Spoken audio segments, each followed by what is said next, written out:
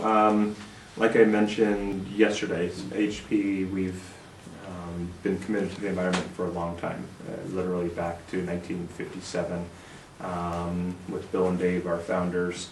That's when they first put environmental objectives onto our corporate scorecard. And so since that time, we've been committed to the environment, but it's always been something that's just been part of what HP employees do. With the exception of, since some broad, high-level corporate objectives, we've never set out, and I was mentioning to Danielle, I don't think I've ever heard one of our CEOs say, we're going to be the greenest company in the tech industry, yet we are. If you look at Newsweek, if you look at InfoBrand, if you look at, I can go through survey after survey after survey, and all of them say HP is number 1 or number 2 or number 5. We're one of the top global brands that are most committed to the environment, and it's because it's just something that we do. I mean, it goes back to just HP. One of our founders, Dave Packard, has a famous quote where I can't quote it verbatim, but essentially what he says that HP is more than about making money, it's about making a contribution. That's something that's special about a company is you get a bunch of people together and they can do something that you can't do on your own. And that part of that, and part of the HP way, and part of what we've always been focused on is recognizing that it's not just about making money, but that we have a big impact around the world. And part of that is our environmental commitment. And so that's why we started recycling in the 60s with punch cards, like I talked about yesterday. In the 80s, we started hardware recycling programs, 30 years before some of the European legislation that's now looking at take-back programs. We started doing it on our own, literally 30 years before. We started in the 90s, our Design for the Environment program. So we've had just this long legacy of being committed to the environment. Now from a printer perspective, again, during the 80s and 90s, there were a lot of individual programs that started.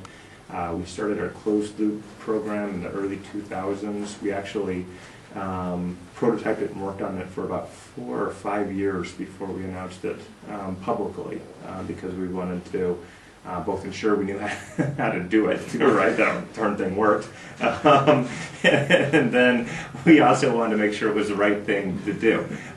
We always get the question, well, what about all the logistics? What about taking the stuff back? What about moving around the world? And so not only did we want to get it to work, but we wanted to do all the science and all the math and look at the carbon footprint and include things like taking stuff back logistically, reprocessing them, and then comparing them to the virgin method using new plastics.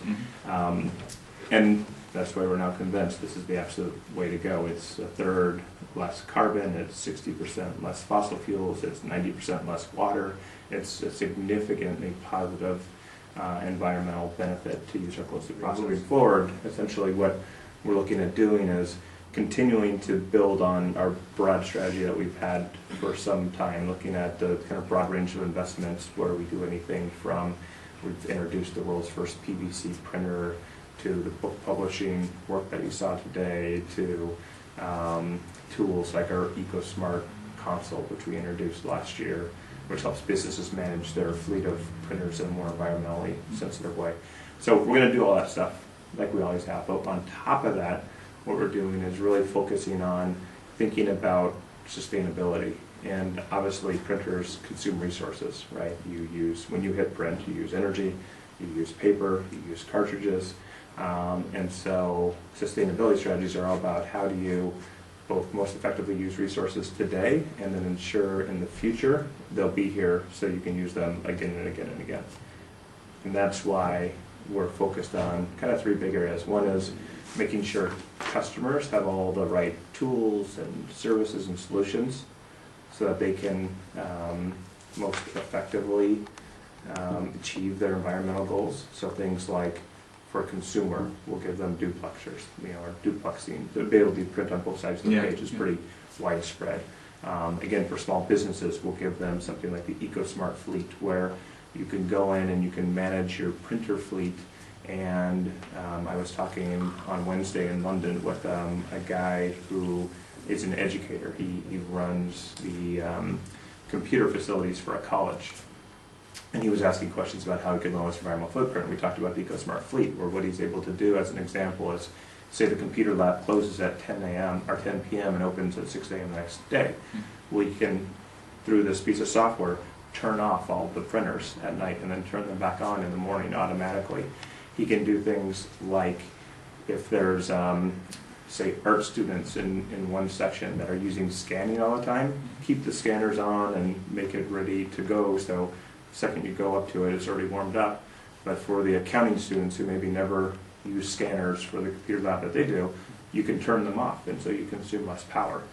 You can manage all the way down to the device feature level in terms of absolutely minimizing your footprint, and then you get reports back. So things like that. So those are kind of the tools. Second one is recycle your cartridges. I mean, recycle your cartridges, recycle cartridges. I mean, it's critical and it's important that customers get their cartridges back and allow us to recycle them.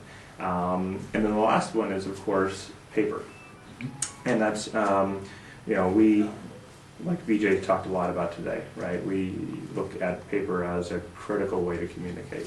It could be kids reading textbooks, doctors giving prescriptions, businesses creating marketing material, you selling a magazine, newspaper, or a book, right?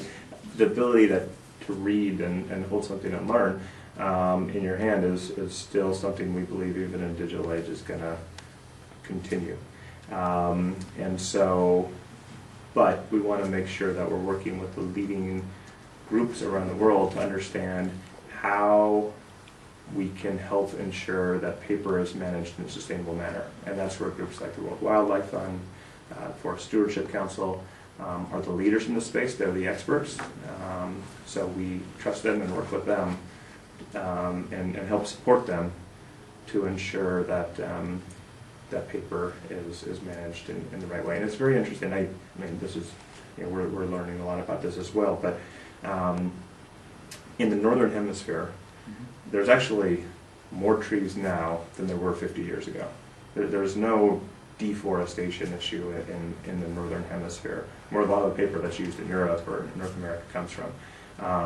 The issue is that when trees are logged, ensure it's done in a way that's sustainable. But trees will be replanted, and the easy way to think about this is, imagine if you own a forest and you're creating paper, and that's your business, and you cut down the trees. That's the first thing that you're going to do.